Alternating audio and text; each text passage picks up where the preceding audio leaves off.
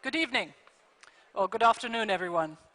I want to thank the Riga Conference for not just inviting me again, but asking me to moderate it again, although I distinctly remember that the last time I did this in this room, I had to yell at one of my panelists, which I'm not planning to do today.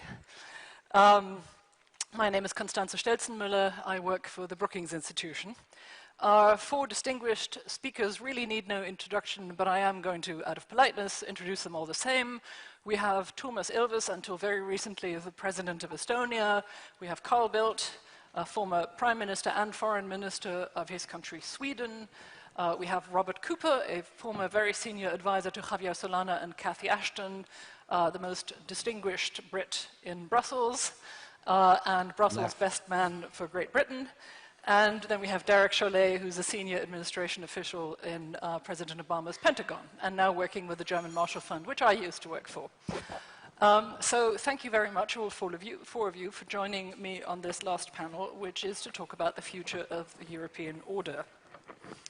And I would also like to add, I was going to say this on my own behalf, but I have acquired a cohort of ladies standing behind me who urged me to make this point, that I am, of course, what prevents this panel from being a man panel. I understand letters will be written to the organizers, I'm just saying. Now, but to get down to business. We are here to talk about what is increasingly looking like an epochal shift in Europe and in the transatlantic order, something perhaps even on the order of what happened in 1989-91. We see a Russia that's actively contesting not just the European order, but in fact the European project. We see state failure and regional order fragmentation and wars in the Middle East. And what's new, I think, is that we are seeing the European project itself being challenged within Europe.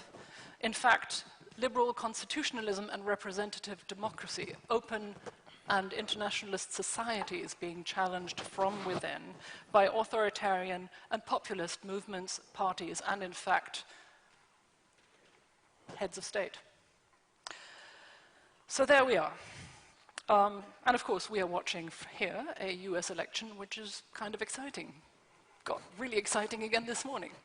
So within the transatlantic space, there is a sort of quite shocking amount of similarity of concerns these days, and I think we may want to explore that in this panel and the questions as well. Now, the way we're going to run this last panel is that we'll have 45 minutes of conversation here on the dais, with no opening statements, just questions back and forth. The panelists, I would like them to answer my questions, but I'm not actually expecting them to all the time. But I would also want to suggest that you, raise your hand or interrupt each other if you think that's necessary. I am going to try and moderate you, but I think it should be as natural a conversation as we can achieve. And after 45 minutes, I'm going to stop it and ask the audience for questions. You may make comments, but you should always introduce yourselves, and whether you're making a question or a comment, you should address it to someone on the panel, in such a way that you can actually get an answer. Thank you very much, and with that, we're going to start. What I want to do here specifically in this panel is that I think that in many ways, these conferences, and the Riga conference is no exception, are a bit of a bubble of the like-minded. I think that's no insult to anybody in this room. We are somewhat preaching to the converted from this panel, I think. We share many of the same concerns, and so I think it behooves us in this last episode of this conference to think a little bit about what went wrong and what we can do better, what policy prescriptions there are to change what we, I think, all share as a increasingly burning concern. So with that, I'm going to ask Toomas Ilves as the first one. I'm going to ask you, can we speak of a European order if liberal constitutionalism and the principles, the fundamentals of representative democracy are being challenged within Europe? Or is the nature of our domestic systems irrelevant? Well, as we see, but we saw just until the pressure, CETA was approved by the Belgians. I actually see a renationalization of the EU, and that's already problematic, since how are we going to do trade? Are we all going to start vetoing things? We see the Dutch vetoing the association agreement with Ukraine. So we see an increasing nationalization, and I would argue that we are heading full speed toward a highly variable speed Europe, because in addition to the nationalization or renationalization of policies, we see a north-south divide regarding fiscal responsibility. We have a return of the east-west divide, at least between the Visegrad and the rest of Europe, with possible exceptions in the UK and possible exceptions next year in France. So the general trend seems to be towards renationalization, weakening the European Union, and why I say I would see a highly variable speed and geometry Europe is that that's the only way I think we can keep it together. I actually meant something slightly different. I mean, I think we're all with you in the diagnostic here. Renationalization and sort of different concentric rings, different speeds in Europe. And that may not be all bad, but I was trying to get at something else. And I'm sure I didn't express myself clearly. But I'm thinking of authoritarian tendencies, both in popular movements and parties which are still minoritarian, such as in my own country with the Alternative for Germany, or in countries whose heads of state express such sentiments. And we all know which European countries those are. I'd say two. Head of state, well, or government.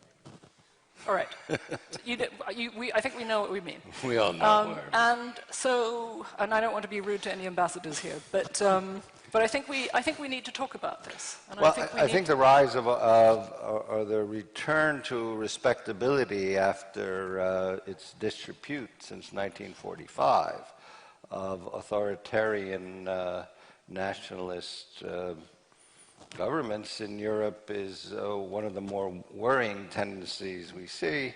I'm actually most concerned right now about France, rather than the two you meant. Because of Marine Le Pen, which is probably the most popular anti-European party in Europe today, and which, like so many of the actual populist right-wing and or left-wing movements, is receiving funding from Russia, 9 million euros. And we don't know so much about the other movements, but when I see Allianz für Deutschland and Die Linke protesting together in favor of Vladimir Putin, this kind of circle theory of politics becomes quite bizarre. Okay, I'm going to let you deflecting my question stand. Perhaps we can get back to it later. And I'm going to go to Carl Bildt. And not that your points aren't valid, both about France and about Germany. They are, of course. But Carl, let me ask you, shift to the south, since you're a Swede. And we all know that there is a north-south divide in Europe. It's a divide on austerity, it's a divide on structural reforms, it's a divide also on the degree of integration that we need for the future, and it's quite significant. Now, we see an Italian Prime Minister, Mr. Renzi, Matteo Renzi, using a constitutional referendum in his country to mount a challenge on behalf of his country and what he says is a coalition of like-minded countries to this northern German-led coalition of structural reformers and austerity-minded countries. Does he have a point? No, I don't think he has a point, because he tends to blame the lack of economic progress of Italy on the Germans. And we do respect... Well, we know blaming the Germans is never wrong, but... Okay. Sorry? We know blaming the Germans is never wrong. That comes with the territory. But he is from that point of view, he's falling into the populist trap. I mean, in a number of countries, blaming the Germans can always carry an audience. In Germany, you would have to blame the Americans instead, because you can't blame the Germans in Germany for obvious reasons, so you blame the Americans. In Southern Europe, it has become increasingly popular, this sort of blaming the Germans for the fact that the Greeks messed up their economy, and for the fact that the Italians haven't been reforming their economy. I don't think it is fair either, by the way, to give the Germans credit for the fact that the Spanish has actually done things to their economy. The Spanish economy has undertaken significant structural reforms and is now starting to do well. I think we should give credit to the Spaniards, and sorry to say, not to the Germans for that. Okay, But could I? No, I couldn't. Please. Well, Yeah. you can, but I have another follow-up question of my own. suspected that. Go ahead, please. No, going back to the internal European issues, because they are highly important. What is happening in the politics of Europe? And I think there are two tendencies that are reinforcing each other. The first is the fracturing of the political landscapes in Europe. Go back in time. Go back to your own country, to take one, Germany, that is. It was always dominated by two fairly big parties. Neither of those two parties are particularly big, although I would argue that CDU is probably the single biggest and most powerful political party in Europe still. SPD is a small shadow of itself. Go to Austria, horrible. Go to all of these countries. There are a multitude of parties. The big parties are not dominating any longer. Governance of Europe is becoming much more complicated inside the different countries. That's one of the tendencies. The other one is what we call urbanization, not urbanization, which we see. I mean, you can talk about specific countries, but I think, to be quite honest, I was horrified when I heard what was coming out of the Conservative Party conference in the UK. Wouldn't compare them directly, but there were tendencies that were going in a direction that was the same. And we see that sort of reverberating through the political discourse in this increasingly fractured European landscape, where the politics of ideology has been replaced by the politics of identity, and where in our much more diverse societies nowadays, which is a good thing, I'm in favor, identities tend to go off in different directions. And that makes the governance of Europe much more complicated than it used to be. In the good old days of the Cold War and ideologies and freedom and democracy and communism, if you remember that one, which was still around in those days. I know, things were a lot easier. I'm old enough to think that too. But no, certainly in my country during the Cold War, you were defined by three things: your church membership, your party membership, and your union membership. Yeah. And most people were a member of at least one, and often of all three. Yeah, and all of these things, I don't think have been declined in all countries. However, you're not escaping my follow-on, and that is, I mean, but let me build a bridge here. You've noted just now, and I think accurately, that European social democracy is oddly failing to find a party political response to what is a revolution in the economy and in the labor market with IT and automation. We're only at the beginning of a massive change to the labor forces and a big challenge to governance because of these changes. And that's actually what my question about Renzi was driving at. Don't we have to, as Europeans, find a method for increasing growth, or at least finding jobs? Because with jobs comes identity and dignity. I agree. Particularly for the southern periphery countries, which are particularly challenged now by new security challenges coming from the Middle East and the migration crisis. I disagree and I agree. Okay. I agree with you that the part of the European political spectrum that is in the most profound crisis is the center-left. I mentioned the SPD, but I could go all over. It's all over. The center-left was big, even dominant in Europe. It is now in serious decline. I agree with that. I disagree on the reasons for that. I think the reason is sort of fundamentally industrial society isn't there any longer. Industrial society was the society of the T-Ford, big sort of industries, proletariats. Do you remember that word? Big proletariats, big unions, big collective solutions to everything. That age is fundamentally gone. and the parties of the centre-left have not managed to adopt itself to it. The centre-right have their difficulties as well, but somewhat less pronounced from this particular point of view. Okay, we need to create jobs, absolutely. We must understand that we are in the end phase of the Industrial Revolution. We are in the beginning of the digital revolution. That will require new methods of organizing economic life. I don't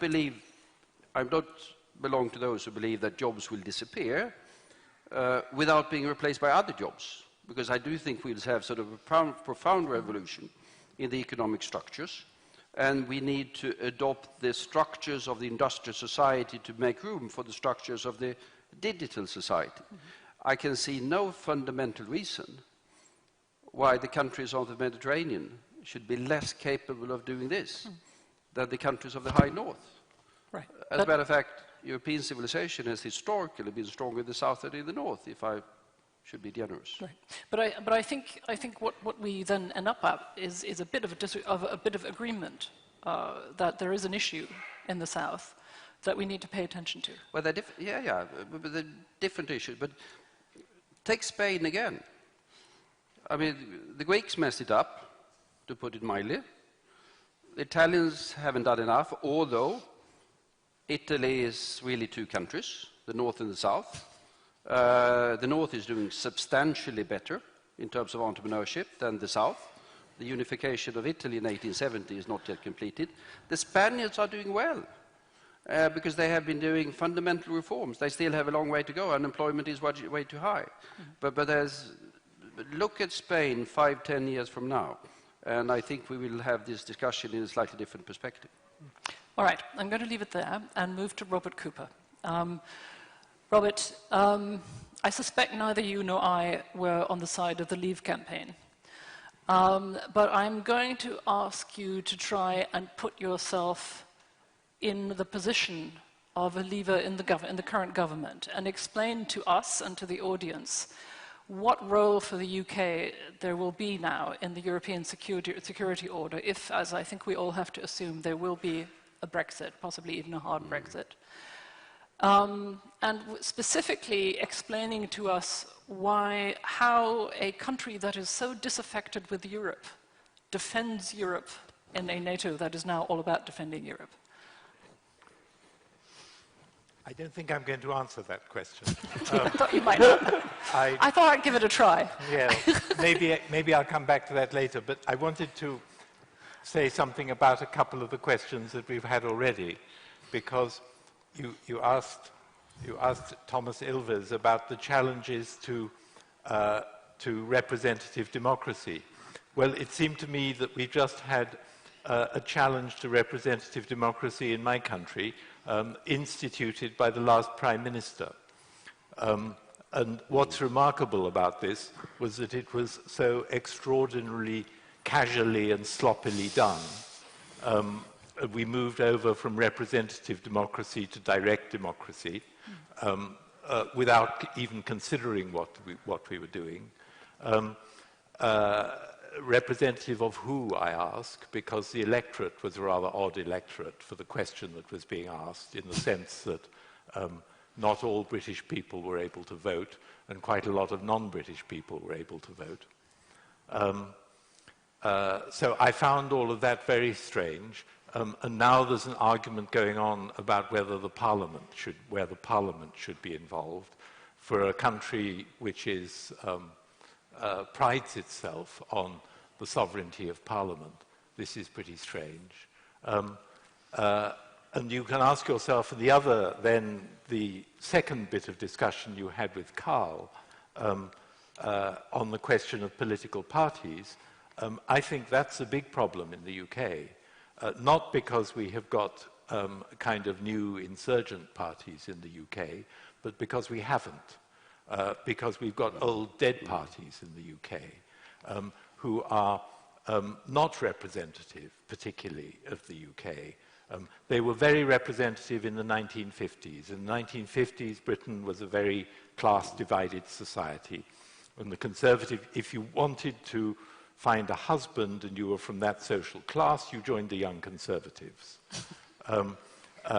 and the Labour Party was organically connected to the industrial society through trade unions and working men's clubs and so on. But that's all gone. And these two parties no longer represent the country. Maybe somewhere or other out of this, out of some deep feeling in David Cameron's heart that his party didn't really represent the country, and because the party was badly split, he decided to abandon representative democracy and have what was supposed to be an advisory referendum, but everyone is now taking it as being mandatory. And the mantra in Britain is, we must respect the result of the referendum, although the referendum itself was extraordinarily, it was a stupid idea in the first place, and the campaign was disgrace, and the result is disastrous. So yes. Why we should respect Robert Cooper is not a leaver. By the way, I'm not a member of the government. And I don't think you find anyone anywhere near the government who would say any of the things I'm saying. But why we should respect the result of the referendum is something that I don't understand. But that wasn't the question you asked. But I really don't see this. Why? Because on one day, one bunch of people voting for, I'm not quite sure what, voting against, we know what they were voting against, but even that's not clear, because the campaign was a sort of competition between ignorance on the one side and lies on the other. Yeah. Why that vote should now become the great guiding principle of British politics and everything else subordinate to it, I don't understand. And perhaps you're right, in fact, probably you're right, this is going to happen, but I think it's completely stupid. Robert, I suspect many of us, if we had a vote in this room right now, we'd probably all agree that this was the biggest mistake made by the British government in our lifetime, and that includes Suez. Yes. And we would all also say that it's hugely damaging both to the European project and to the transatlantic alliance. I think we should just get that. And above all, to Britain. Yeah. And to Britain, of course. And most to the poor blokes in Sunderland who thought they were going to get a better deal after this vote. They've been told that it's going to be okay in Sunderland. Sure. But quite how it's going to be okay, I'm not sure, because if Nissan is still going to function, Nissan Renault it is still going to function, then the single market is essential. Robert, the problem is that you're confirming what I said at the outset, which is that we're in a bubble here where we agree on these things. But where I want us to get in the time that we have on this panel is to prescriptions and how to speak to the people who make these decisions and who vote what we think is good policy out of office. Okay? I'll come back to that though, and move quickly to Derek. Derek, bring the American into the conversation here. Now, one of the things that I think those of us who live in Washington have noticed with some interest is that an already very close cooperation between Berlin and Washington has gotten even closer over Brexit. But our American friends are also, of course, alarmed at what seems to be the resurgence of a German question on the continent. Germany has become the de facto hegemon in Europe, really through no desire of its own, but it's now saying, oh, okay, let's do this. But it's also obvious that whether it's because of mistakes, because of tactical or stylistic, mistakes, the Germans, it isn't going all that well for Germany, shall we say. And Berlin's effort to arrive at a common European migration policy is just one of a number of examples that I could cite. Or the attempt to tighten sanctions on Russia because of Syria, failed because of Italian resistance. So what's your advice? What's Washington's advice to Germany? What mistakes should Germany avoid in this role? And maybe you can give some advice to the other countries. Well, I guess, Constanza, I see it a little differently in terms of the U.S. view. I always try to get them to answer my questions, and then they say something else. But go ahead. Because in many ways, Germany is becoming the ally that the United States wants it to be. And in part, that's because of the crisis in Britain, self-imposed crisis, the the divisions within France and the relative weakness of France right now. It's no random thing that President Obama is going to be going to Germany next month for his 6th visit. And I think Merkel, the Chancellor, is his strongest partner right now. And I expect that to be true for the next president, whoever she is. But the U.S., we're in this tricky spot. And we saw it certainly with the financial crisis here in Europe over the last several years, where we clearly have an interest in the outcome, and we have to play a role carefully behind the scenes. And President Obama, I think, played more of a role than folks appreciate, certainly in Washington, on the phone with the German Chancellor and others, to try to shape those discussions. But, you know, Lord knows we got enough problems of our own right now to try to insert ourselves into European problems. So I see it, I think that as we look from afar and we look at the divisions within Europe and a Europe that will be more preoccupied and distracted and divided over the next several years, that's bad for the United States, no question. And what we fear, we know that they'll be more distracted and divided. What we fear is the second and third order effects of Brexit and the upcoming elections here on the continent, which could lead to the disintegration of the European project, which would truly be bad for American interests. Yeah, fair enough. Do you want to take a stab at the same question, or is it about something else? I think we should realize that if Hillary Clinton wins, we will enter the Indian summer of European-American relations, because she will be the last transatlantic Cold War experienced president of the United States. And what we have seen in the interim, the past 8 years, is what the future will be.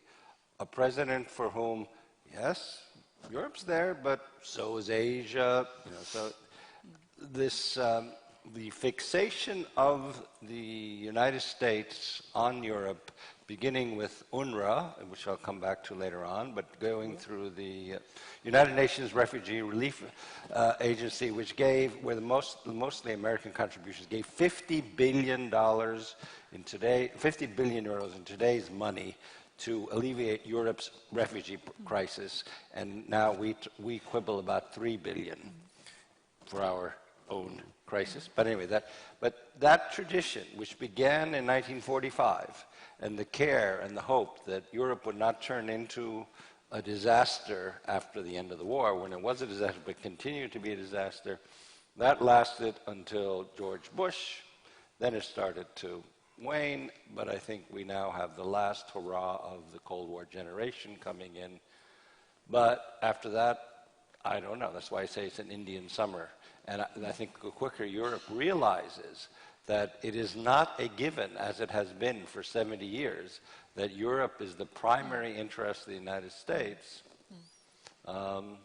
well, we might find ourselves quite irrelevant. I mean, it's maybe a dark vision, but no, I think that's a fair point, and I think it leads us back to a thing that I want to discuss with you, which is that I think if we want to keep the interest, and if we want to keep of our American allies, and if we want to keep this transatlantic bridge alive, it's clear that Europe has to do more. And has to carry greater weight. I presume that there's not going to be a single person in this room who disagrees with that. Mm-hmm. However, what's new in this particular situation is that we are for the first time facing from within our own societies a rift between the open society, liberal constitutionalist internationalists, and the increasingly radical identitarians. So my next round of questions to you before we go to the audience... Not for the first time. Well, but in this magnitude, and intensity, for the first time in this kind of generation. Success. But we should not forget that during the sort of 1940s, 1950s, well into the 1960s, we were in the democracies of Western Europe fighting something called communism. And that was an ideological battle of the first order. If you look at the first post-war elections in Italy and Yes, France, but you know it what, was close calls. Carl, let me stop you there. The problem is that communism was, you know, you had a Russian superpower there that was trying to pull the strings of that. And our problem is that as well, our but homegrown, it was yes, a domestic movement in our societies as well. I know. Should not be forgotten. Communism had an appeal once upon a time. Sure. Sure. But this is a challenge mounted from within. And while we know that the Russians are trying to exploit that, the problem is they're exploiting a pre-existing vulnerability.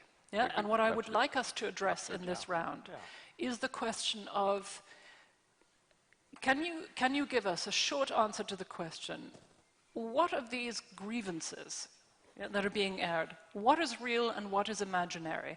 And how do you address the real and how do you address the imaginary? Robert, you're waving at me. Yes, well, there's one real thing which is common in Europe and the US, and that is that now, for the first time, we're at a point at which no one feels sure that their children's lives are going to be better than theirs.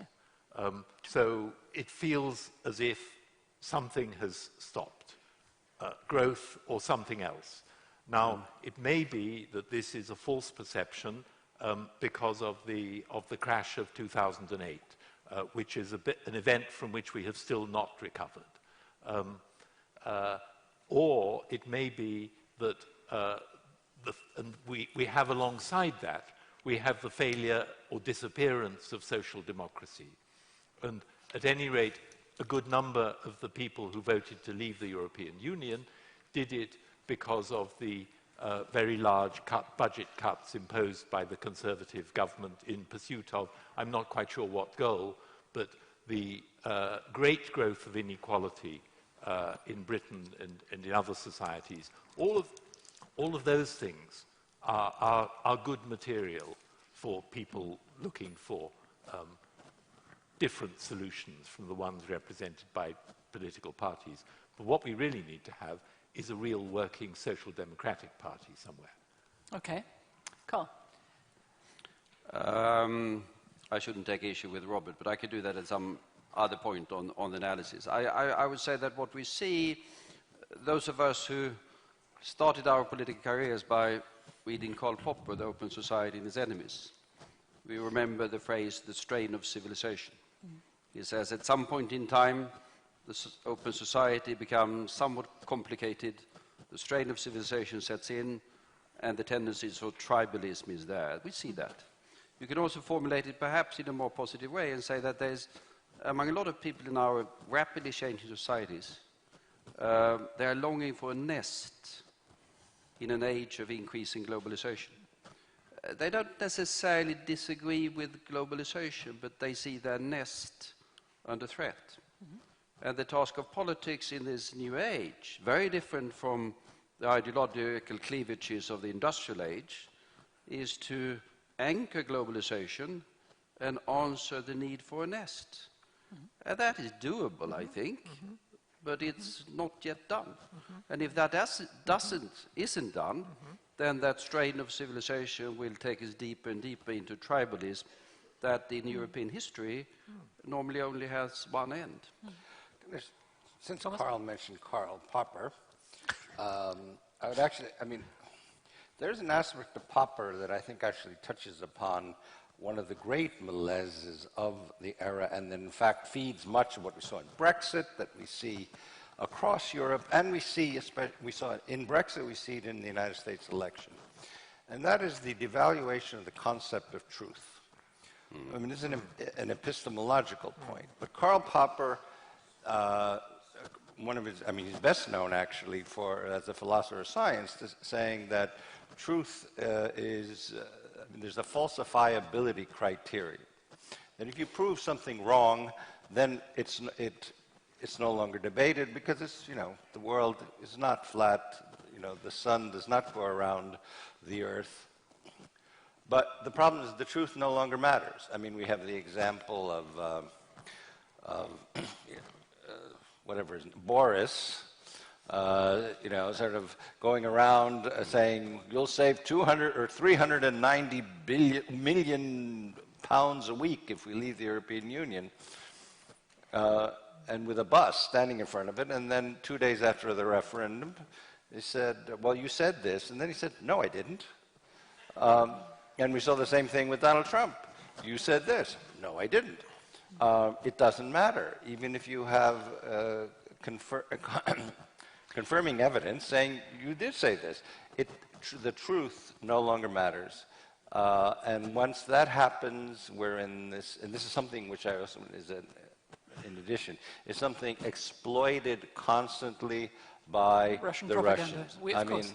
I mean, so you have you have a panel discussion on MH17. One guy says it's UFOs, another guy says they were already dead, and the CIA sent, and there's one person saying we shot it down. But I mean, this is multiplicity of truths is a dead end for all of these societies. Thomas, we all get that on our Twitter feeds these days, on our Facebook feeds. People accusing us of lying about something where they're actually publicly available sources, right? The question is, and again, I'm just trying to dig at what mistakes European elites, Western elites might have made to enable this. I mean, it's okay for you to say we made no mistakes whatsoever. No, it doesn't. What does etiology provide? It's the wrong question. It doesn't necessarily have to make any mistakes, but history has moved on. We're entering another stage. We haven't yet grasped the full implication of that new stage. Sorry, so we should just no longer care about the truth? Well, we should care about the truth, but it's not that we've made any mistakes.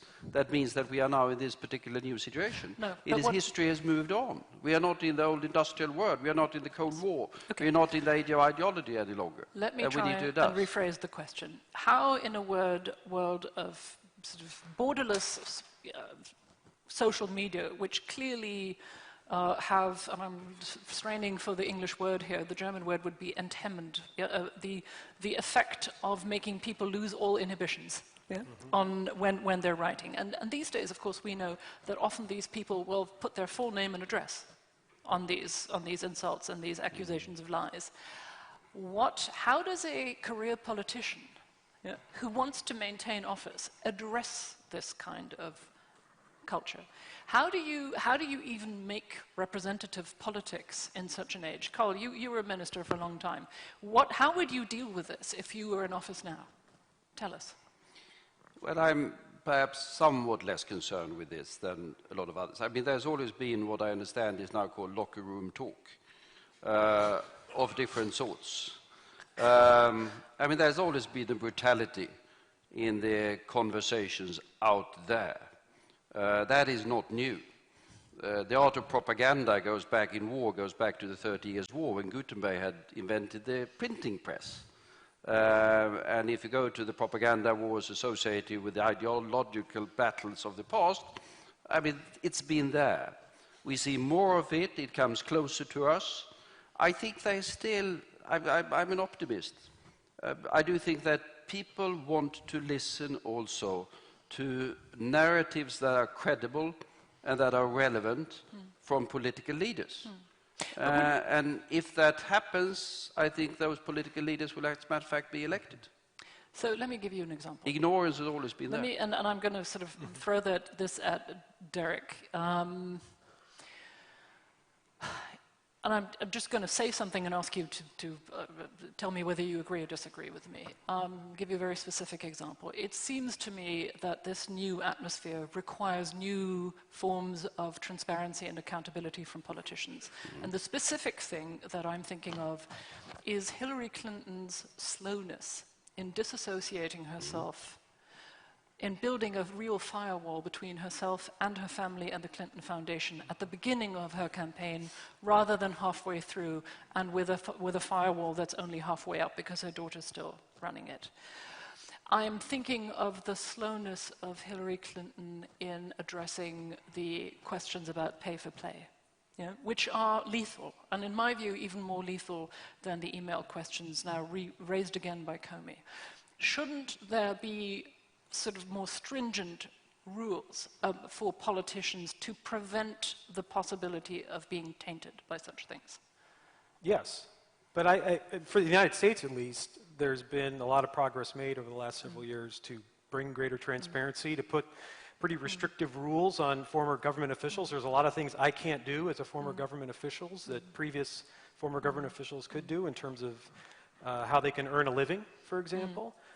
And I mean, it seems to me, going back to mistakes, I mean, because the U.S., we're in this somewhat paradoxical position relative to some of our European partners, because the U.S. economy has rebounded quite well from the financial crisis. Just a few days ago, job growth or economic growth numbers came out, the best 6 months, or best quarter, I guess, in the last 2 years. Unemployment's 5% or below. But yet, we are seeing significant discontent in this country. But we're also, can I stop you right there? And What we're- median income per head has been unchanged for the last. So that's the issue. I mean, the issue. And not just that, you have significant structural unemployment in certain parts of the And the issue is not force. so much in the U.S. This gets back to the globalization point anymore. I think between right and left, it's not a horizontal divide as much as it's a vertical divide, top down. Yeah.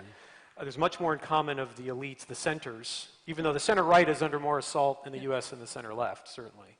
But they're both under assault, and we've seen that play out in this electoral campaign. I think certainly there's a rethink in the United States on trade, and that's been one of the big debates in this campaign about trade, and obviously trade is very... Protectionism, right? I mean, and the wisdom of past trade agreements, whether that's NAFTA or future trade agreements like TPP, and TTIP is not even on the radar screen much in the United States. Yeah. But are you suggesting that trade protectionism, that there is actually a merit to trade protectionist proposals in order to reduce this social anger? It's not either or as I see it. You're either for trade or against it. It's the kind of trade one has, and I think that you know, when it comes to the big questions that many Americans are expressing anxiety about, and many Europeans are as well, you know, how they can get a fair shake in the global economy, how technology can work for them, right?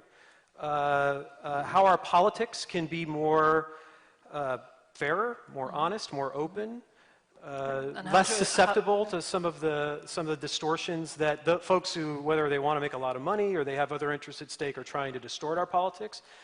I mean, this election for the United States has been a real wake-up call, I think, and so I try to be optimistic too, Carl, where I think that we've kind of flown so close to the sun in the United States here that collectively, after this election, we have a moment. Maybe it's Indian summer, but it will still be summer, and we can reset a little bit in the United States. I fear that a lot will depend on how the election turns out, of course, but that some of the more corrosive aspects of our political life in the United States will continue on, mainly because of the media environment. Reset's not a good word to use. Robert, I'm going to cut this off fairly quickly, but if you want to make some last round of short comments, no, I just wanted to say I think that we ought to worry in more general terms about democracy, partly because I don't see today why anybody should join a political party. And if this is a democracy which is based on political parties, that's really something we ought to worry about. And it used to be, as Carl, I think, was saying earlier, it used to be what you did, or maybe you were saying it, Constanza. It was kind of normal to belong to a political party. Right. Now you don't do that. You join an NGO, which as likely as not is probably trying to stop the government from doing something. And against that, you have a general growth of distrust in elites. And then, meanwhile, we create a contradiction because we make the life of politicians as unbearable as possible. And then and so you have to be furiously ambitious these days to want to do a career in politics. And then we attack them for being ambitious and out for themselves. So we make life unpleasant for politicians, and then we complain that they're unpleasant people in politics. Look, Robert, I hear you, but I do think that asking a politician to be transparent and accountable is not making life unpleasant for him. That's, I think, ought to be the bottom line. And I also think that... But every single word you say is now picked up and analysed and likely to be thrown back at you as an insult. But politics and politicians are transparent, essentially. Yeah. Exceedingly transparent.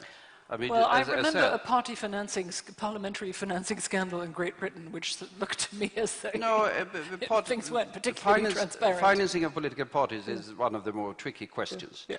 Well, that's exactly true. what I mean. Yeah, that's true. But don't confuse that with corruption. I've been a political leader for a long time, although not elected for some time. But that's a separate issue. And I don't think that sort of you can buy political parties in any sort of way. You can't. But there has to be, in the democratic societies, also people ready or having the ability to support political parties, also financially, without necessarily giving away the secret of their political affiliations. I mean, we have the right to secret vote. And accordingly, we also have the right to give sort of donations to political parties within means. I would argue that we have in virtually every European country, Western European country or EU countries, we have the most transparent, honest, and non-corrupt politicians that we've had ever. That is not what you read in the media, I agree with that. Yeah. But I think that's more probably the media than the politician, to be slightly provocative in order to have a fun debate. Okay. Haha. You know, you may not have noticed, but I'm no longer a journalist, or at least working for a newspaper, although I will take offense on behalf of my journalist friends. It was a very respectable paper. My occasional efforts. Thomas, and then I'm going to open it up. I mean, you're looking at etiology. I'll try to rather etiology, not ideology. But I'll try to project a little bit in the future. I mean, what we see is a populist reaction. I mean, what we have seen in politics across Europe and the United States, a populist reaction, broadly we'll say, to the challenge of this new economy and globalization. I would argue that that is a very minor thing compared to the disruptions we will see when we see the success of automation, robotization in the world, where, in fact, machines can work 24/7, no overtime problems, and do the work probably better than the humans. Globalization, people complaining that, jobs were exported to China. Well, what's happening today is that jobs are being, the industries that were exported to China are coming back to the United States. It's just that robots are doing them there. And so I think we need to think very hard and much more about where we're heading rather than dealing with actually what are temporarily local problems. That the populism, I am afraid of a massive wave of Ludditism, as in whatever his name, John Ludd, who went around breaking mills in the 1820s. I mean, Ludditism could be really the next big thing in a bad way. Okay. I'm going to open it up to the audience. And might I suggest to everybody who's writing on social media not to send me questions that are 10 lines long. I have 2 of those here, and I'm really not inclined to read them to you because that is just going to take up too much time. So I'm going to look to the audience first. And if those people asking those questions on social media want to rewrite their questions in shorter form, I will take them. So with that, I'm going to take them in batches of 3 again, and I'm going to start with Julian, whom, when I listened to him moderate a previous session, thought that a bloody good German general was lost on him. Julian, make it short and address it to someone, okay? Thank you, gentlemen. Thank you, Constanza. Constanza, I'm going to try and burst your bubble. Listening to this conversation, it strikes me that democracy is a great danger to power. I'm reminded of the former head of the London Underground, who said that the underground system would work very well were it not for the passengers who got in the way. Robert, your argument that the ugly peasantry didn't understand the issues in the referendum and that the elite can turn around and now say, well, it was all a joke, we didn't mean it. I mean, that really goes beyond the pale. I mean, people were far more informed about the issues than they're being given credit for in this conference. My hometown of Sheffield. Come to my hometown of Sheffield, come to my local pub and have that conversation with some friends of mine. These people are not as you paint them. Sorry. All right. These people know what they're talking about and shouldn't be dismissed in the way you dismiss them. Which brings me to my question.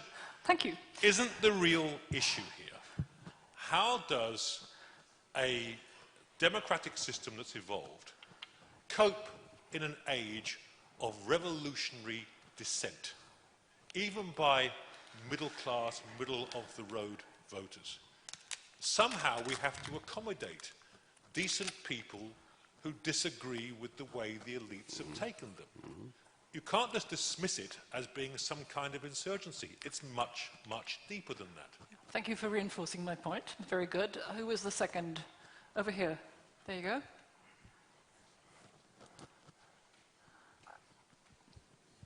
All right, I'm actually going to take Anna Wieslander. There you go. Sorry. Thank you, Anna Wieslander from the Atlantic Council and the Swedish Defence Association. I actually want to pick up a bit on the democracy part because if we seem to have research suggests a tendency where the populism is here to stay for as a political party phenomenon, and also we see convergent agendas of these parties across Europe, despite the fact that they don't like international cooperation. So that's interesting in itself. But if you look at the contract, the social contract between the citizen and the state, what does this mean? We have a few countries where we have these parties democratically elected, and that means that their executive mandate is strong, also in the representative democracy, for that period of time that they are elected. So short-term democracy seems to function, but then they take measures, constitutional-wise, and the freedom of press, which undermines democracy long-term. So my question is are we on a slippery slope here, where democracy is vanishing and it's up to each nation-state to handle that every 4th year? Or can we do something collectively, for instance, with the role of the EU in this process that might be a long-term tendency? Are you addressing this to anybody in particular? Perhaps Robert and, no, anyone, not anyone, but perhaps the European part of the panel. Thank you. Gentleman over there. Sorry. You know that I can't take all of you, and I can't be fair because I can't see you all at the same time, but I will try, okay? And we've got another 35 minutes, so there you go, please. Thank you, the panel. Vlad Vernigora, Tallinn University of Technology, Estonia. I will be very short, and I think the question will go to Honorable Carl Bildt. After the Brexit vote, the European Union went immediately from the union of 27.5 to the coal and steel community when a small number of foreign ministers met without asking the others to join. We all remember the metaphor expressed by President Ilves. That's why I'm asking you. Is it a new normal for the European Union? So is it a split? Or if it's not a split, how did you allow this to happen? Thank you. You. Yes, how did you allow that to happen? So the question was to Bildt or to Carl Bildt? Yes, well, the question is they didn't ask me. I would have said no. But what you referred to was clearly, I think, a major policy mistake. And if you go to Berlin, because that particular dinner that you referred to was in Berlin, the people in Berlin would say to you, we didn't mean it like that, it was planned a long time in advance, and all of those sorts of things, which is probably true. But it sent the wrong signal. And I don't think we should take it too seriously, because if we look at the problems, there are some people who believe that we are now going to go to core Europe. The six are going to race ahead with deeper integration. Well, the problems that we have at this time is Belgium, here, and the Netherlands. Where are they? They are in the core. At the moment, they have the biggest problems in the old core Europe. So I think the concept of the six suddenly agreeing on everything and doing everything is fantasy land. It's for speeches in Aachen, but nothing more than that. What is happening is that the European question, and that I think is a good thing, is returning to each and every one of these particular capitals, and we're having a more profound debate on where we want to go. And then I think we end up in a far more diverse thing, where the old 6 versus a whatever is not going to be as relevant. Carl, I think there are a lot of people in Berlin, including me in Washington, who agree with you that this was just, done in the worst possible way. Yeah. However, let me dig at I think the harder core of that question and stick with you for a moment, which isn't we probably, none of us think that there is going to be deeper integration at 28 or 27 at this point. But how do you feel about sort of deepening the core, a core that is not closed like that invitation, but open to whoever wants to participate? Do you think that would be good for Europe, or in fact even necessary? Or do you think that's a really bad idea and we should stick with this sort of intergovernmental method?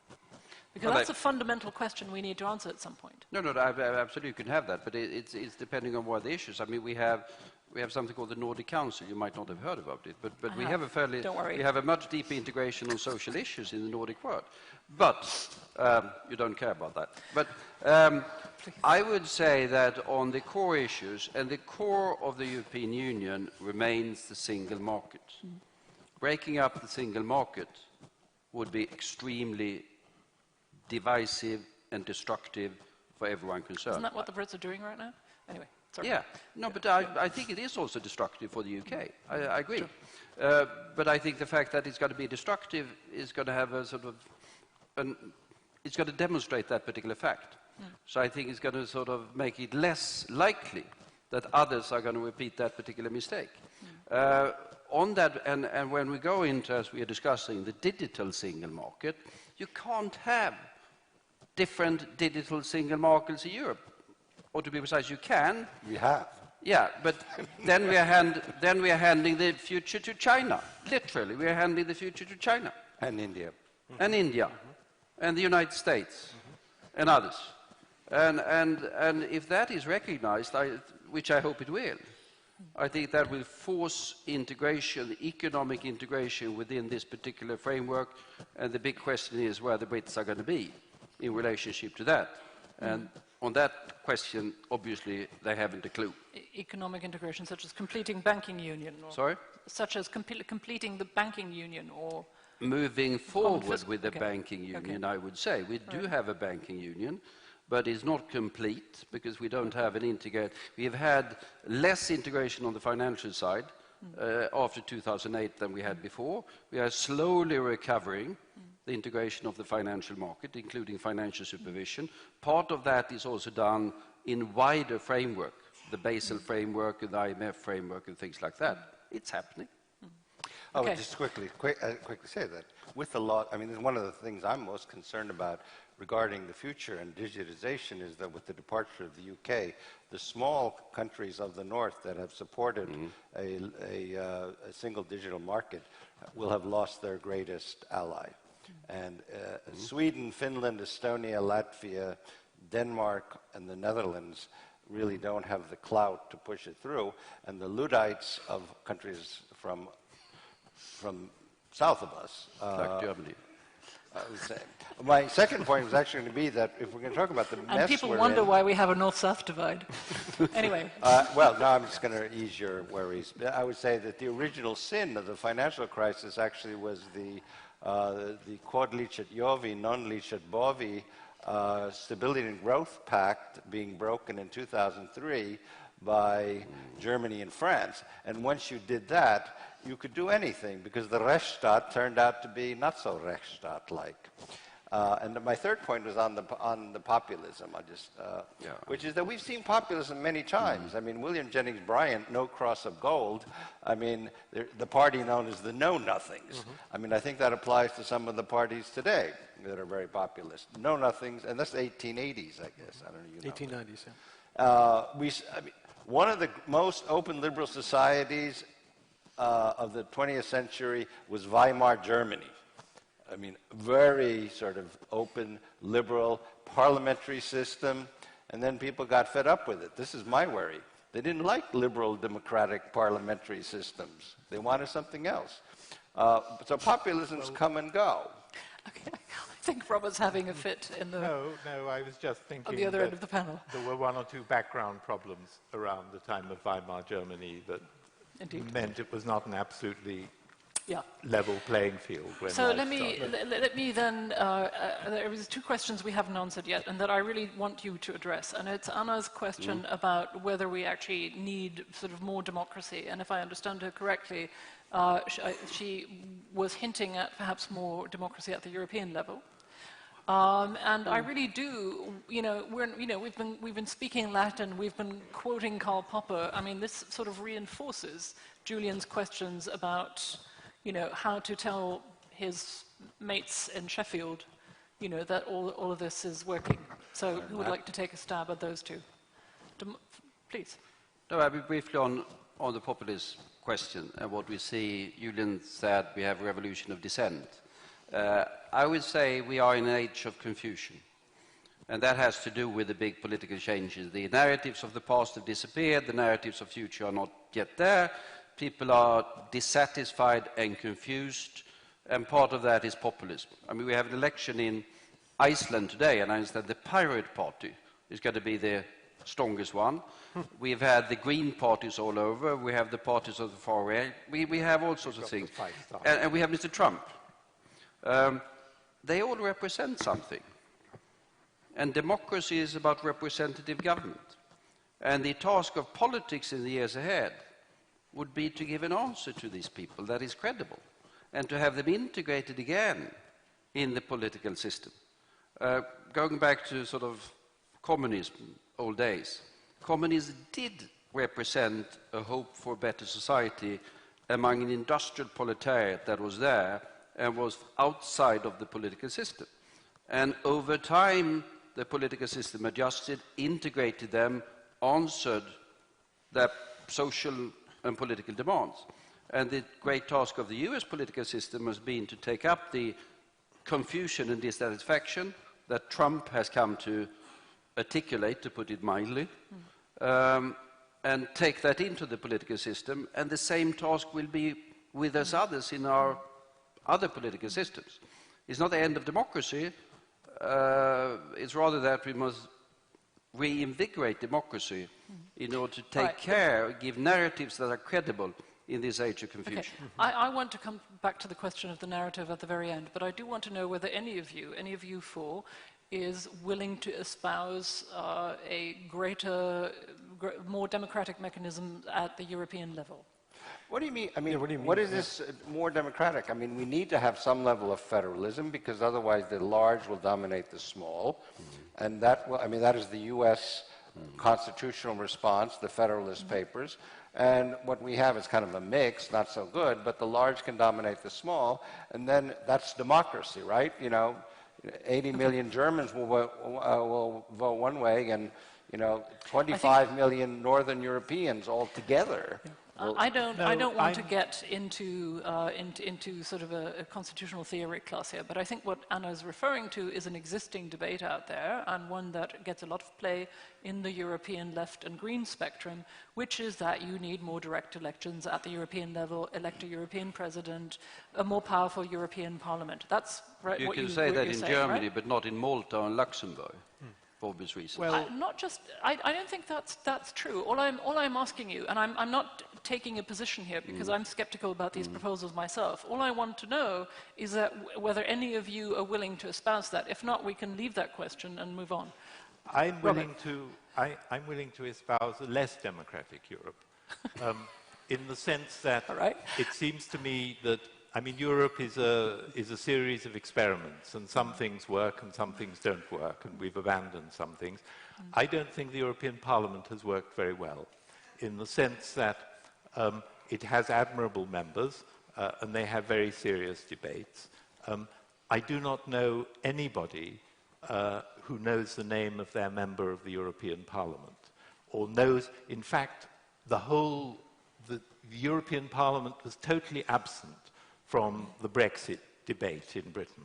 If you think the job of a parliament, of representative democracy is in some way to link people to the institutions. The European Parliament hasn't done it at all. And what I fear it's done is it's delinked national parliaments from the European scene. The ignorance of the European Union in Westminster was quite appalling. And if you have, those are the people who they feel represent them, and those people actually don't understand the European Union. And that's really quite dangerous. So I actually prefer, the only elections that people really take seriously are their national elections. They don't vote that much in local elections. The European Parliament in Britain, at any rate, it's regarded as a kind of free election. You can vote for who you like because it doesn't matter. Well, it's also notable that a number of the European left and right-wing fringe parties have happily sent people to the European Parliament, where they collect large salaries and do very little in the way of actual legislating, while pontificating loudly about how horrible Europe is. I mean, and UKIP and the Front National and the AFD UKIP wouldn't exist without the in European the front line. Parliament. Yeah. But however, is then the reverse true, that the way to fix democracy in Europe is by fixing representative democracy in the European nation state? Is that where we're heading? Well, actually, I don't... Winning elections. I don't think... I mean, I think there's a democratic deficit in Britain, too. Yeah. In the sense that we have two rather small parties which dominate the political scene, and it's pretty much impossible for new parties to arise, and it's pretty much impossible to get elected in certain areas. You can, the Scot Nats get the same number of votes as UKIP, but because they're a regional party, they have a large presence in Parliament, and UKIP has nothing. That's not democratic either. I would argue the worry about the future is Austria, in which neither of the two mainstream parties' candidates in the presidential election made it anywhere, and now we're having a second runoff between the far-right FPÖ and the Green Party.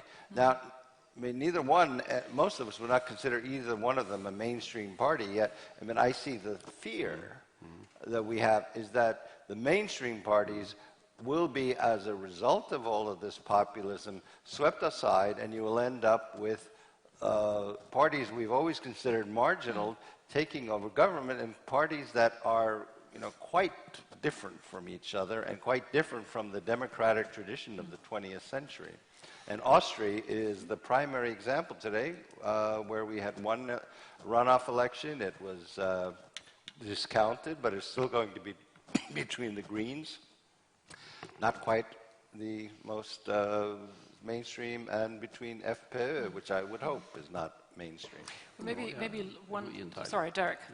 Well, I wanted to get to this question of whether we should rethink democracy, and I don't want to be specific to the EU, because the EU is confusing enough to Americans. I don't think we should make it more confusing by offering ways to fix it.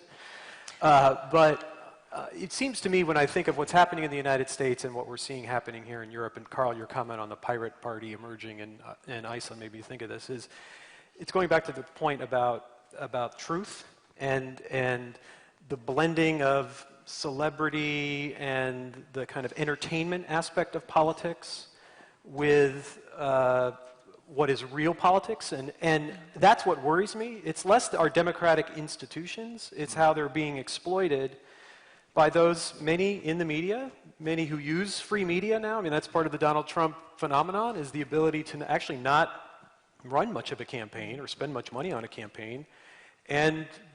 But Derek, arguably, Donald Trump has run an incredibly successful campaign without spending any money of his own and without any support of the media.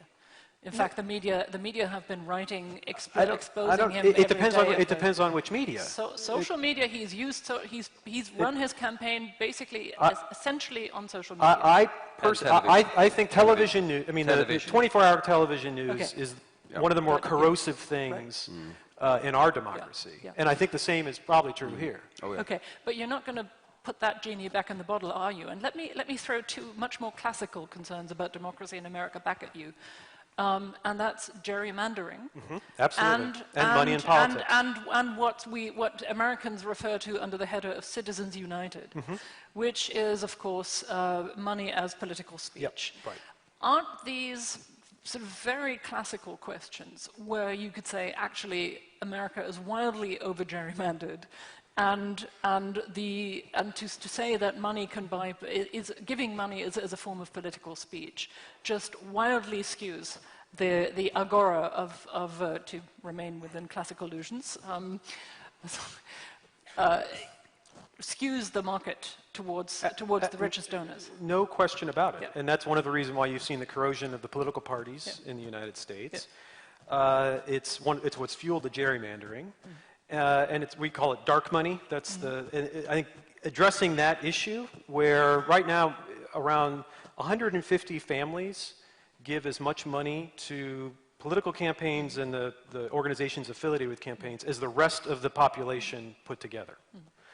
And much of that money goes in places that we don't know where it's coming from. It seems to me that unless the United States fixes that, we're not going to be able to have a politics that people feel as though works for them and elect leaders that represent them. Okay. I'm sorry, I'm neglecting the audience here. Let me see. There's a hand waving at me in the back. Yes, the lady? The lady from UI again. Anke Schmidt-Weizmann, Swedish Institute of International Affairs. I want to get back at the issue of political leaders. And I would like to hear from all four of the distinguished gentlemen on the panel what they think about which personality traits, which skills on the job, and what sort of ambitions do true leaders need to face the uncertainty that we're facing now in Europe. So in very concrete terms, from your own experience, what did you hate about your fellow leaders, or what worked well? Name names. Oh, this is going to take a long time to sort Just out. personality traits and skills, and what kind of ambitions would the perfect leader have? This could go swiftly downhill. Now I have Anders Åslund and Ambassador Masafumi Ishii. All right, and I'll try to make it shorter this time. Anders, Thank you. I have a short and concrete question. Can anybody on the panel suggest what can be done to stop the populist Dutch government from destroying the EU association agreement with Ukraine? I knew this was going to be Ukraine. Okay, Ambassador, can you give the Anders? Can you give that to the Japanese ambassador here? There you go. Exactly. Easier that way. Thank you. Masaishi, Ambassador of Japan to NATO. Allow me to be simplistic. We live in the situation, world where India and China are both rising. Relative supremacy of the United States is in decline.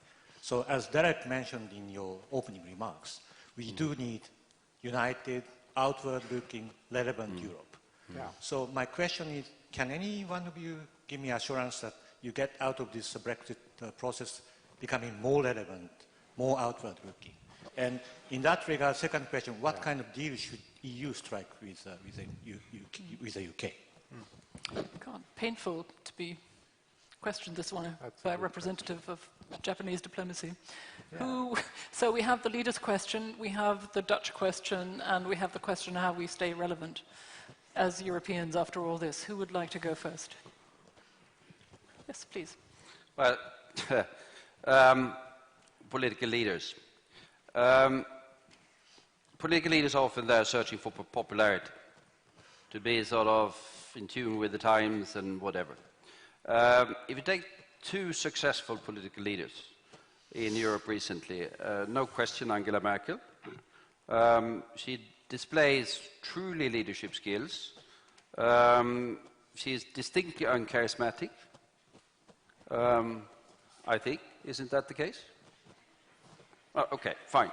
I say she's distinctly uncharismatic. Sometimes she takes very hard decisions, very fast. Energiewende, which I think was a mistake.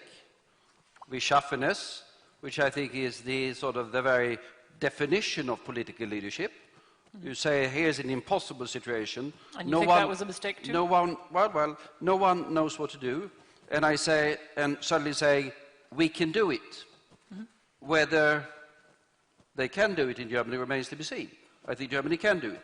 But that is truly political leadership, to go out in a very difficult situation against every single advisor in sight, probably, and say, "Wir schaffen es."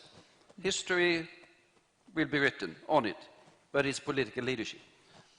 Latvia, Dombrovskis, when he was taking this country, not the most charismatic guy I've ever met, I hope I can say that. He took this country through a very deep reform program. And I think both of them, by taking very difficult political decisions, none of those political decisions necessarily being instantly popular, rather the other way around, gained respect of their respective electorates. Because I think what voters want from their leaders is, as a matter of fact, leadership. Understanding that sometimes less popular decisions have to be made, and they have to be to take responsibility for those. And I think the experience of the past decades is that those that are ready to exercise leadership do gain respectability, and at some point in time also wins elections, which is the core of the entire thing. I tend to agree with you on the Wir schaffen das, but I think it reminds me in a somewhat unfortunate way of Helmut Kohl an era earlier, saying, there will be blühende Landschaften, blooming landscapes, and it won't cost us. Which turned out actually, cost 20 billion. The second half was right. So if she had said, "Wir schaffen das," and we have to, and here is how, it would have been more effective, of course. And it would have saved her a lot of political pain. But the same, the two, those were two political leaders. Whether they were schaffeners with Energiewende, whether that is wise, is highly debatable in my opinion, but it's leadership. What Helmut Kohl did with German reunification against virtually everyone as well, was also leadership of the highest quality. So there you have two political leaders that have gained, at least in those respects, respectability, and were successful. Does anybody else want to address the... Yes, Thomas Evans. I think the leadership actually is something that requires courage. The problem with, the problem that we have in too many countries in Europe is that leadership consists of, you can't do that if you're going to do that. And I think the migration crisis is really a good litmus test on that, where you see, one president climbing up on the podium, not always so sober, denouncing anyone who, saying we can't have any Muslims here. Okay, that's a popular opinion in some countries, but if that is not leadership, or if that is what leadership is reduced to in Europe today, then we really are in trouble. The willingness to make statements and take positions that are not necessarily the most popular. And then, of course, you're always attacked for not being in tune with the people. Vox populi, vox dei. Except sometimes there are times when you have to do the nasty stuff or the hard stuff. And Dombrovskis is a perfect example of that. I would also argue Anders Ansip was during the crisis another example of that. And as has been Angela Merkel. But then I won't do the tour de table of all of the people who, look at the opinion polls and then have a position. Okay, fair enough. But all four of you have been in jobs that required, in their own way, leadership and making or contributing to really difficult decisions. But surely all four of you can speak to the fact that the conditions of doing that have changed significantly within your own work life, which is that you now have 24/7 news cycles. You have to be immediately responsive. Your problems, the crises that need to be managed have not just multiplied, they've become interlinked. All of that is different. I remember one NATO ambassador, he was German, he's retired, telling me, it used to be in the old days, I came in at 10, I looked at my letters, I left at 12 to play a round of golf. Life isn't like that anymore for anybody in any ministry or any embassy. How do you manage leadership under those conditions, Derek? And I say this with humility because I'm a guy who hasn't gotten a vote from anybody since high school. It's interesting, if you think of, in the United States, the most popular national politician today is Barack Obama, by far. Highest approval ratings right now than he's had of his entire presidency. And he's a leader who's shown that he can withstand a lot of criticism of the moment, that he's got a long view. He's got a certain steadiness and inner core that people believe in. Sure, he's got ambition, but they believe he's in it for the right reasons. He's also someone, obviously, who can speak in aspirational ways about the future. And so that's one piece of optimism I take from our current politics, is that we have, leaving office, someone who's the most popular two-term president leaving office that we've had in many generations. And I think that style of leadership is something, it's got proven results. Except that I suspect there are some people in the room here who would say that the perspective from Europe and some specific European cultures is a little bit different, because some of the Europeans were disappointed for one reason or another. Well, Obama has suffered from wildly high expectations, no question about it. And not just that, but... No, but I mean... But you're a Democrat, that's okay. You worked for him, that's fine. I'm slightly conscious of the passage of time. I would like to give you, all three of you, a last round, and I'm just going to throw something at you, and then you can, as you have done for the last 1.5 hours, answer whatever you'd like. But I would like you, nope, no more questions, sorry about that. I said I was going to be unfair. I would like all of you to, well, you can choose. I have two questions, and you can choose whichever you want to answer. One is, if you had an 18-year-old nephew or niece, how do you give them a sort of 3-line narrative for Europe? Why the European project is necessary today. The 18-year-old nephew or niece has never seen a war zone, obviously has no memories of World War II, has no memories of austerity, of the parents scrimping, saving bits of string. The other question is, what's the bigger risk for Europe, US disengagement, or a US-Russian deal on global issues like Afghanistan, counterterrorism, and the Middle East, that, as it were, deprioritizes Europe and Eastern Europe? And you can choose between either of those. And I'm going to go in the order that we started, and start with Thomas Elvis. Well, I'll answer the second one, which I'm not really worried about that, because we're doing a good enough job to shoot ourselves in the foot. I did the envelope calculation at the beginning of this year, but now Anders Rasmussen has actually done a study that shows that when it comes to Russia, the 5 countries that have suffered most from sanctions are Finland, Estonia, Latvia, Lithuania, and Poland. The countries that have suffered least are countries such as Italy. Who are the countries most staunch on maintaining sanctions? Estonia, Latvia, Lithuania, and Poland. Which of the countries are constantly demanding an end to sanctions, for whom the percentage of GDP effect of sanctions is minuscule? Well, you're not surprising me yet, Pardon me? You're not surprising me yet. I'm just saying that we don't have to worry about a condominium deal between Russia and the United States. As long as we ourselves will sell the rope with which they will hang us, to quote Lenin. All right, great.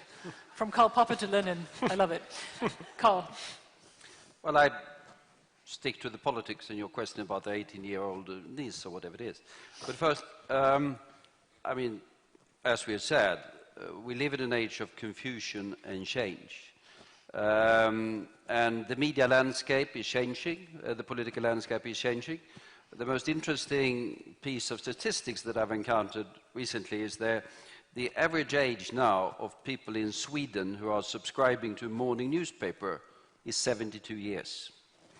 Which is another way of saying that the paper and pulp industry in Sweden and Finland have problems. And the fact that it's completely different. That 18-year-old doesn't read newspaper. Does that mean that he or she in this particular case is less well informed? No. She can read the New York Times, which a couple of decades ago you could get by mail or by ship, and it took weeks. and there were probably 5 people in Sweden who did it. So arguably her knowledge is more current. So I would say that we get the young generation is going to be far better informed than the previous generation was. They're not going to read newspapers, but they're going to be better informed. And that's what's happening.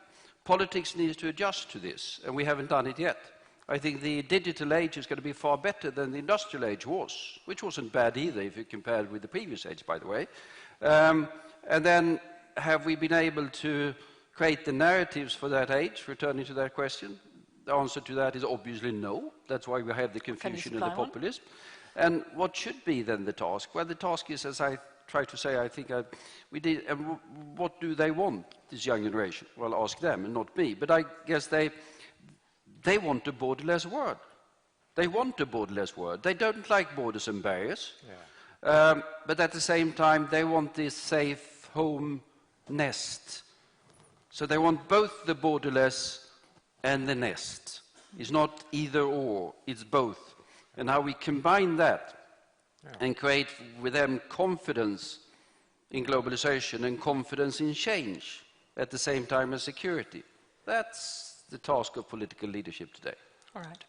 Let me move on to Robert Cooper. Well, I'm first going to answer the question from Julian and then from Anders Aslund, because both of them concern Sorry. Yes, both of them concern referenda, and I'm not going to take a long time, which I could do, but I'm just going to say that I think fundamentally a referendum is a really lousy way of taking a decision, and it's a lousy way of taking a decision on a comparatively simple thing, like the death penalty, which we've always refused to do in England because we knew what the result would be. And when it comes to a rather complicated thing like the European Union, where there has been a systematic failure for 40 years to explain it at all to the public, it's an even lousier way to take a decision. So if you ask a stupid question, you get a stupid answer, was the methodology used by the last government. And that also applies, and I think we should just have a kind of general ban on referenda anywhere, and that's where the Dutch problem comes from as well. And one of the problems, one of the many problems of referenda, is they allow people to vote against something with not voting for something. When you have an election for a political party, you're at least voting for a program. And you can't do that with a referendum. I do think, strangely, I'm in favor of something that's a little bit more like a referendum. I'm in favor of having an upper house which is chosen by lottery, which is a kind of representative sample of the people. So you have two forms of representation in Parliament. Representation by people chosen and representative because they'll be fired if they do the wrong thing in the lower house. And then you have a representative sample in the upper house, which you then need to make sure that they have access to evidence and expert opinion and debate and so on. And normally under those circumstances, representative samples actually take quite good decisions. And I think that that is one way of dealing with populism, because those people would not be professional politicians from the elite, and people might well feel more represented by them than they do by others. So that's my... and as for explaining the EU to an 18-year-old, I'd be delighted to try, but I wouldn't try and do it in 3 words. All right, that would be condescending. There are some things... the trouble with it is partly because it's in a state of being created, and because it is something new and original, the 3 words don't exist. I thought I'd meant 3 sentences, but that's all right. Oh, 3 sentences. Yeah. Oh, 3 sentences. Well, then. 3. Only 3. Only 3 sentences. But... well, lots of semicolons. I'm going to work on the 3 sentences, but it's going to take about 3 hours. Okay, I'm moving on. If you'll forgive me, I'm moving on to Derek. So I'll try to link your 2 questions, starting with the second. There's not a U.S.-Russian condominium on the horizon at all, right? So I'm not less worried about that. And it's not so much U.S. disengagement I worry that the combination of changes within the United States in terms of our demographic picture and the looking more towards Asia, combined with European dysfunction, makes partnership harder. And this is where I agree with President Elvis. And then to talk, as an American, to say to an 18-year-old European about why the United States would want a strong Europe and a strong EU is, despite the rebalance to Asia, Europe is still our foundational partner in the world. When I worked at the Pentagon, I covered 140-some countries in my portfolio, but those first calls were always to European countries when it came to a problem in the Middle East in particular. And I can't think of a single challenge of consequence, whether it's climate change or what to do about the Middle East or making sure we have a healthy global economy or defending the liberal democratic order that is from assault from within, as we've discussed over the last hour and a half, as well as from outside and actors like Russia, China, and others who seek to undermine that order. There's no way we can address those issues without a strong Europe and a strong transatlantic relationship. So we have limited tools, the United States, to shape these outcomes because we have indirect role, but we have a huge interest. These stakes are gigantic. Okay. Well, it seems to me we've had a fantastic discussion over these 90 minutes with some sort of really engaging ideas particularly on what to do at the nation-state level about making sure the European order holds. I'm going to try and take a stab at the European narrative thing myself, and which is, we'll remember that we used to say there's 3 generations of European narratives, right? There's the never again war narrative, there's the prosperity narrative, and there's the democratic transformation narrative. And it seems to me that I would say to the 18-year-old, Ukraine shows you that war is not impossible in Europe. I would say to the 18-year-old, the global financial crisis and the Eurozone crisis shows you that prosperity should not ever be taken for granted, and that what is happening in almost all of our countries now shows that democratic transformation is not something that cannot be rolled back. And I would add a 4th narrative for today and the future, which is that deeper integration on some issues may be what is necessary to protect us against the fragmenting forces of globalization. But I would say that all these 4 narratives together are, I think, a good basis to go on. And Robert, you've thought of your 3 sentences? My 3 sentences. Please. Well, not 3 sentences, it's 3 phrases. If I wanted to explain what the European Union is, I'd say, first of all, because this is widely misunderstood, particularly in Britain at the moment, that it's a union of sovereign states. And secondly, I would say that it's a community of law and cooperation. And then thirdly, I would say that it is a system which makes good relations among the states compulsory. Good. Thank you. I think that's a great last word. Thank you, everyone. Please help me applaud what I think is the best possible panel on this topic, and I tried